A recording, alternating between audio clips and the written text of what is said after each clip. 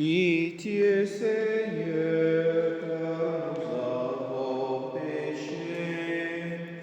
Pitié Seigneur, nous sommes pécheurs. Pitié Seigneur, car nous avons péché. Seigneur, prends pitié. Seigneur, prends pitié. Chers frères et sœurs, loués soit Jésus-Christ. À jamais. Nous célébrons aujourd'hui le premier dimanche de Carême, année A, et nous méditons le livre de la Genèse au chapitre 2, des versets 7 à 9, chapitre 3, des versets 1 à 7. Le psaume 50, Pitié Seigneur, car nous avons péché.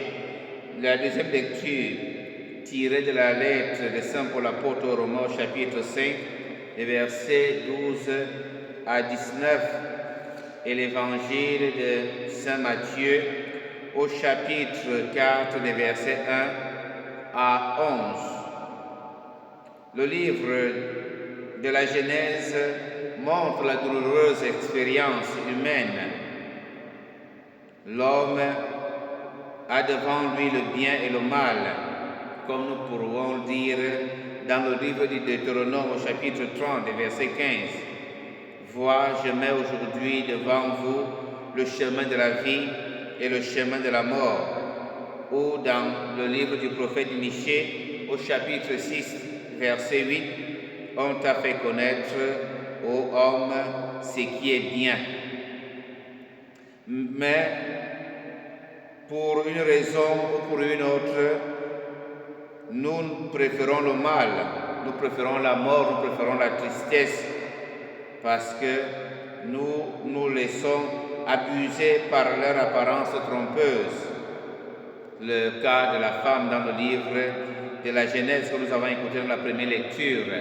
L'homme est séduit par le fruit qui n'est pas Dieu, le fruit qui n'est pas dans le désir de Dieu. Et combien de fois aujourd'hui nous sommes séduits par des choses qui ne nous donnent pas la vie, mais qui nous donnent plutôt la mort. La cigarette, l'excès de boisson. Nos jeunes sont adeptes à la chicha maintenant dans des snacks et autres lieux où ils se retrouvent. On choisit aujourd'hui la guerre, on choisit la séparation, on choisit les problèmes au lieu de faire la paix, on choisit les détournements de fonds publics, on choisit les travaux non achevés dans nos pays et on refuse le bien. Nous préférons le mal, la mort, la tristesse.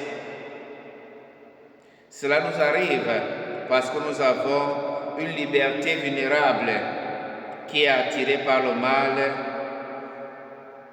un mal qui est pris pour le bien.